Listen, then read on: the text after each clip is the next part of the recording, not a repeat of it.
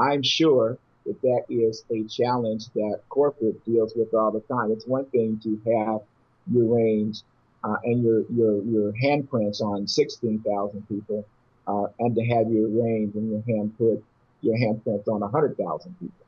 So I, I I actually find it pretty admirable that overall, I think that the agents within the company follow that system, and those that really truly follow it and are service orientated Right. agents to begin with succeed. Well, and it leads to my next point, which is you you guys. Wow, that sounds weird. You agents, or those of you that are successful with Keller Williams, are also possibly the most positive people that I've ever encountered in real estate as well. And I'm wondering if that's also a filter down effect from Gary's philosophies or the hierarchy's philosophies. Because I don't see it anywhere else. I don't see that, happy, rosy glow. Oh yeah, absolutely. Well, one and although we're talking about Keller Williams as an organization, and I don't want to paint rose-colored glasses on things. But one of the things that I think really, really, really helps that, beside, books and things like that, and the emphasis on mindset, but to be honest, it is the whole synergy of profit sharing. And, regardless to what one's take is on that, the bottom line is that if you are quote unquote profit sharing, and I think people have to look at what the word profit means. That means that there has to be more money coming in than more money that's going out that month. Therefore, if you are profit sharing, you'll tend to have more of a synergy. You'll have to have more of a synergy with some of the agents, whether the agents are making $1 million a year or the agents are making $1,000 a year, because within that company, what we'll call a market center, there has to be a synergy and a cohesiveness for everyone to possibly have an opportunity to succeed more. I think that the model, which does not emphasize, say, your broker and or management level making money off of the agents that are more successful maybe than some of the agents that are not as successful yet, and they're not charging you markups on things like paper clips and copies, and don't have those type of markups, because obviously you need to have profit for there to be able to share it. So I feel that it provides a synergy and a cohesiveness with everyone within the organization to want each and every one in there to succeed. I also think, to be quite honest, that because the Keller Williams systems have what we call a cap, meaning that whether it takes you 1 month to achieve it, or if it takes you 11 months to achieve it, after you pay the company a certain amount of money on a yearly basis, on your annual basis, that your commission goes up to a true 100% concept. And I think that that's huge. I think because particularly agents that are progressive, agents that are doing good volume, there's the opportunity that you feel that, number one, you know how much you're going to pay your company every year. Number two, it's something that can be a win-win. It can be, obviously, because the company has to make money as well. A lot of agents they want to take every dollar out of their broker, and then they want their broker to do so many things for them. I mean, it doesn't work that way. That's not a win-win. So a win-win philosophy is that everyone is going to achieve something. I think that all of those concepts are what keeps the energy level up, keeps people in a positive mindset. And then when you throw in some training and things like that, and training that is cheap to free, that those are some really powerful things that enable people to succeed versus putting obstacles in the agent's way to be able to succeed. And success for that agent really means that they're successfully being able to service more families and help more families. And isn't that what we're really supposed to be doing in real estate? Well, it seems to me that it wouldn't be that hard to impart to a homeowner that you actually want to help them. I mean, it seems like a pretty simple concept that you probably should have been taught in grade school about being nice and helping someone. But that our industry is not generated by that philosophy. What's unique about you, what's unique about the Keller Williams system is it is at its core, especially with you, at your core, you are a value-based provider, and you understand that from a marketing perspective. And I'm just fascinated at how astray that message has become throughout the years. Yeah, I think people, like you were saying, sometimes you're not looking at just basic business etiquette. It doesn't cost you anything to smile. It doesn't cost you anything to shake someone's hand. It doesn't cost you anything to provide someone with great information that could help them, but it might not mean that you get a check that day. Everything can't be about short term that day. It has to be about what's best for the customer. I mean, some people look at their day as a win only if they happen to put a transaction together that day for a sale, put a transaction that day for a listing or something like that. I personally think that if you touch enough people and you strengthen a relationship, I believe that if you provide someone with really good information so that they can make a decision for their family, whether that decision is made today or 6 months from now, whatever the case may be, I believe that that's a win for the day. I believe that's part of what your lead generation is. If you're doing it on social media and you're providing information and people are reaching out, reaching back to you, and you're giving someone, although that giving does not necessarily mean you make a sale that day, I mean that's still a win because you are building those relationships. And building relationships among people are how you're going to get business not just once, but down the road. Because again, I look at customers and I look at them as not necessarily what type of transaction they're going to be right now. If I happen to have your home for sale right now, if I'm blessed to have that, or if you're working with our team as a buyer and we're able to put you into a home and you have a happy transaction or whatever, I'm not looking at you just from that particular listing or sale. I'm looking at you more from number one, all of the other people that you know, if I provide a good service to you, that you will from the rooftop scream out, hey, if you're looking to do something in real estate, you need to talk to Elgin and Pilar.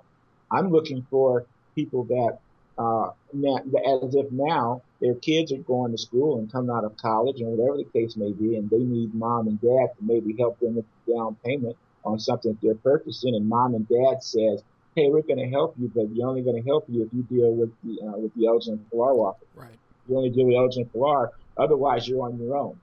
I mean, that's a powerful testament. So I'm looking at, what is, where we're going to be down the line because it's much easier. The business gets much easier and even more enjoyable when you're continuously able to help some families over and over again because you've watched their kids grow, you've watched them enjoy their neighborhoods.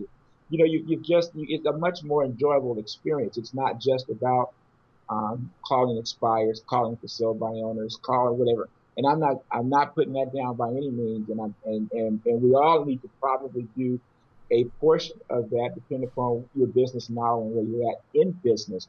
But, once you list that expires home, then what do you do? And then what do you do after that transaction is over? Same thing for sale by owner.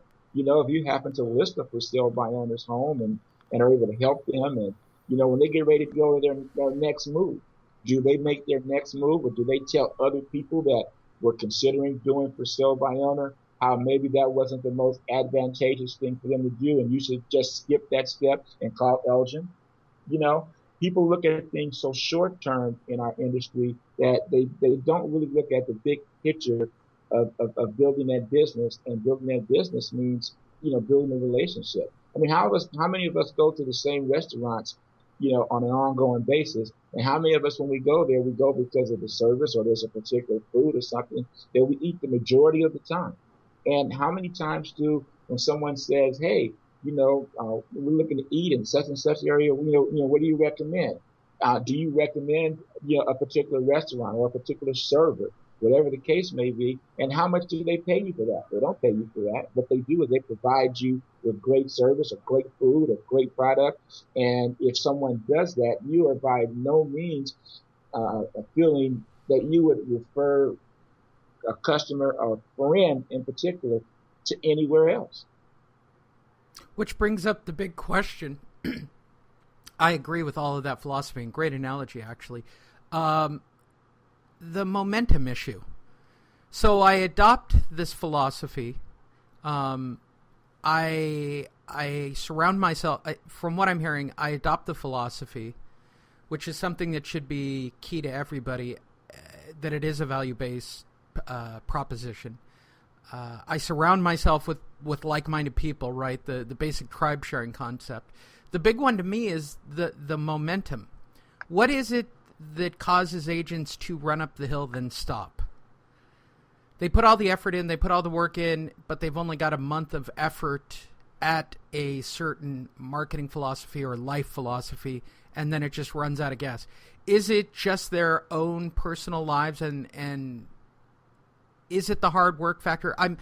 To me, the one thing that I see a lot within the real estate community is I'd rather bet on the horse that is, the long steady runner than the short term boost.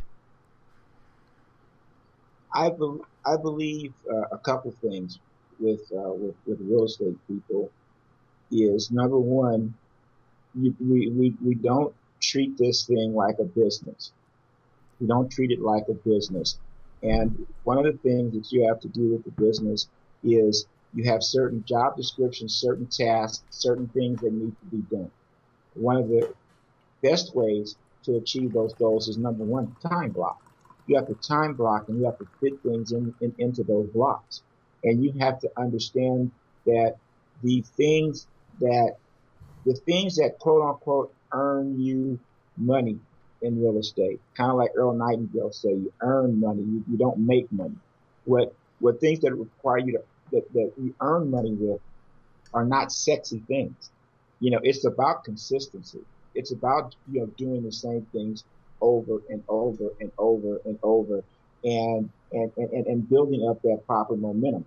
I think that agents a lot of times is that will have a very unrealistic, again, a business plan, if they happen to do one, of what it takes to achieve whatever their goals are.